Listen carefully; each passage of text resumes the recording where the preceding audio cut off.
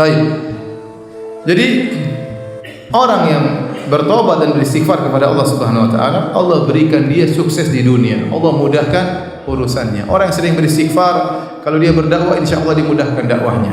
Kalau dia seorang pedagang insya Allah dimudahkan dagangnya, ya. Kalau dia berniat menjalankan sunnah, insya Allah dimudahkan menjalankan sunnahnya. Sampai saya bercanda kepada sebagian teman, ente selalu gagal poligami karena banyak maksiat, kurang istighfar. Bercanda ibu-ibu ya.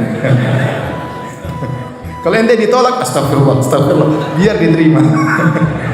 Intinya semua problematika ini karena apa? Karena dosa. Antum yakin atau tidak? Yakin sudah, itu karena dosa. Ma asabaka min sayyi'atin fa min nafsik. Apapun keburukan yang menimpamu karena kesalahanmu. Baik, ini di dunia Allah berikan ketenangan, Allah berikan solusi. Terlebih lagi di akhirat. Terlebih lagi di akhirat. Kalau seorang bertobat kepada Allah Subhanahu wa taala, maka Allah akan ampuni dosa-dosanya sebanyak apapun. Sebanyak apapun, sebanyak ya buih di lautan, sebanyak ya tetesan air hujan, sebanyak jumlah butiran pasir di alam semesta, sebesar bumi ini. Kalau kamu bertobat, Allah akan ampuni dosa-dosamu. Mudah bagi Allah. Tidak ada dosa sebesar apapun di hadapan Allah jika seorang bertobat. Karena Allah Ghaffar, Allah Maha Pengampun. Allah Ghafur, Allah Ghafir. Sebanyak apapun dosa dilakukan, kalau dia bertobat, diterima oleh Allah. Berulang-ulang, 1000 kali dia lakukan, Allah akan ampuni. Ya. Karena Allah Maha Pengampun dengan cara dia bertobat. Makanya taubat ini adalah ibadah mungkin sangat dibenci oleh iblis.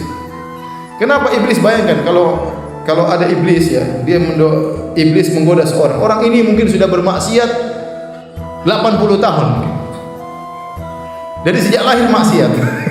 maksiat 80 tahun. Iblis sudah sangka ini jadi teman saya nanti di neraka. Oh, 80 tahun maksiat. Syirik, musyrik, bunuh orang semuanya. Begitu umur 81 dia bertobat. Gagal enggak iblis? Gimana enggak nyikir? Kurang ajar nih orang. Di ujung-ujungnya malah bertobat. Allah ampuni seluruh apa? Dosa-dosanya. Ya. Dia didapatkan husnul khatimah. Ya. Anugerah dari Allah Subhanahu wa taala. Makanya di antara keistimewaan taubat, seorang kalau bertobat dosanya diampuni sebesar apapun, sebanyak apapun, ya. Allah Maha Mengampuni. Makanya di antara ayat dalam Al-Qur'an, ya, wa ahlut taqwa wa ahlul maghfirah. Dialah Allah ahlul maghfirah, yang ahli untuk memaafkan. Itulah Allah Subhanahu wa taala. Kalau kita tidak pantas untuk dimaafkan, Allah bisa memaafkan. Yang penting ente minta maaf.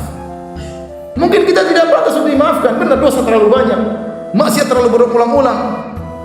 Maksiat, tobat kembali lagi, tobat kembali lagi, tobat kembali lagi. Tidak pantas. Kalau kita hukum dunia ini tidak pantas untuk diampuni. Ini kurang ajar. Sudah saya ampuni, ngulangi lagi. Kita kalau punya anak buah nyolong, kita ampuni. Nyolong lagi kira-kira gimana? Kita ampuni? Enggak. Kita panggil polisi. Saya ampuni engkau di penjara. Allah Subhanahu wa taala tidak demikian. Maksiat kembali lagi, tobat. Maksiat lagi, tobat lagi. Tidak pantas untuk diampuni, tetapi Allah huwa ahlut taqwa wa ahlul maghfirah. Allah ahli untuk mengampuni. Ya. Makanya seorang penyair pernah berkata, in azumat dzunubi kasratan wa laqad alimtu bi anna afwaka a'zamu. Ya Allah, meskipun aku tahu dosaku begitu banyak, tapi saya tahu ampunanmu lebih banyak daripada dosa-dosa. Jadi di antara keistimewaan taubat menghapuskan seluruh dosa-dosa yang telah lalu. At-taibu minadz-dzam kama la dzamba lahu. Seorang yang bertaubat dari dosa seperti tidak pernah melakukan dosa. Contoh nyata seperti penyihir Firaun. Anda lihat kisah penyihir Firaun menakjubkan. Mereka kerjaannya tukang sihir. Tukang sihir musyrik atau bukan? Tukang sihir kerjanya bekerja sama dengan setan atau tidak? Iya, kerjaannya begitu. Profesinya cari duitnya jadi penyihir. Puluhan tahun jadi penyihir. Kemudian diundang oleh Fir'aun, diundang untuk duel sama Nabi Musa alaihissalam. Maka datanglah mereka berbondong-bondong semangat dengan niat yang buruk untuk mengalahkan Nabi Musa. Bahkan mereka mengatakan bi'izzati Fir'aun, demi keperkasaan Fir'aun waktu mereka berduel dengan Nabi Musa. A inna lana la ajran in kunna nahnul ghalibin. Mereka berkata, wahai Fir'aun, kalau kami menang, apakah kami dapat upah? Kata Fir'aun, iya, bahkan kalian akan menjadi minal muqarrabin. Bukan cuma dapat upah, dapat jabatan. Bayangkan betapa semangat para penyihir tersebut. Makanya mereka datang rame-rame, bekerja sama dalam kesyirikan, ya, bersabar menghadapi Nabi Musa. Mereka kumpul rame-rame, duel sama Nabi Musa. Bayangkan puluhan tahun kerjaannya penyihir, datang jauh-jauh untuk melawan utusan Allah, untuk berperang melawan Nabi Musa utusan Allah. Bahkan sudah minta jabatan kepada Fir'aun. Begitu mereka duel, mereka kalah. Fa'ulqiya saharatu sujada. Mereka langsung sujud. Bayangkan. Kemudian mereka bertobat. Mereka tidak beriman lama. Tidak sampai 1 siang mereka beriman. Dibunuh oleh Fir'aun. Ya. Fir'aun mengatakan, apa kalian beriman sebelum aku izinkan kepada kalian? Aku akan bunuh kalian. Kata mereka, faqdi ma anta qad. Silakan lakukan apa yang engkau hendak lakukan. Inna ma hadhil hayatud dunya. Kehidupan ini cuma kehidupan apa? Dunia. Kami ingin diampuni oleh Allah Subhanahu wa taala. Mereka meninggal husnul khatimah setelah sekian puluh tahun dalam kesyirikan. Ini yang buat iblis jengkel seperti ini. Waduh, sudah gagal. Sudah selama ini saya goda dia, ternyata di ujungnya dia bertobat kepada Allah Subhanahu wa taala. Ustaz, kalau gitu saya juga begitu, Ustaz. Ente tengah-tengah maksiat tewas, repot. Berhasil iblis.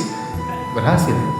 Ya, saya a'udzubillah, sebagian orang berzina, nantilah saya bertobat, nantilah. Begitu sedang berzina, jantungan terus tewas.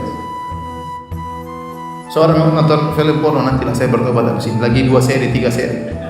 Lagi nonton tewas, coba. Masa. A'udzubillah. Tidak sempat bertobat. Kita enggak tahu kapan Allah cabut nyawa kita. Oleh karenanya di antara keistimewaan taubat di akhirat, kalau seorang sudah bertobat, semua dosanya diampuni oleh Allah Subhanahu wa taala sebesar apapun dosa tersebut. Kemudian bukan cuma itu. Allah kasih bonus. Allah berfirman, ya ayyuhalladzina amanu tubu ilallahi taubatan nasuha. Asa rabbukum ayyukaffira ankum min sayyi'atikum. Wahai orang beriman, bertobatlah kepada Rabb kalian dengan taubat yang nasuha.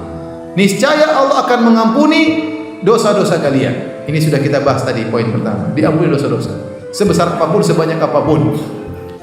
Asa rabbukum ayyukaffira ankum min sayyi'atikum. Semoga Allah mengampuni dosa-dosa kalian. Apakah titik? Belum, masih koma. Ternyata Allah kasih bonus. Wa yudkhilakum jannatin tajri min tahtihal anhar. Dan Allah akan masukkan kalian ke dalam surga yang mengalir di bawahnya sungai-sungai. Apakah ada yang lebih baik daripada Allah Subhanahu wa taala?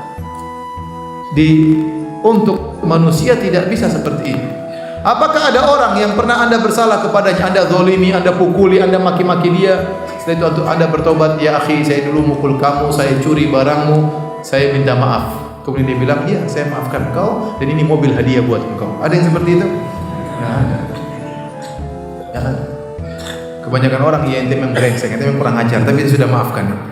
Ya.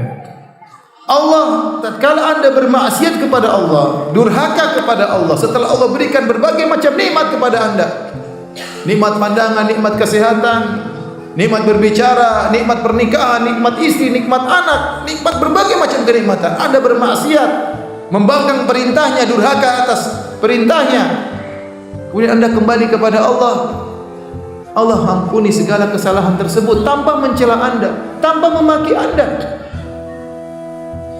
Dan tidak perlu dilihat oleh banyak orang, Anda sendirian.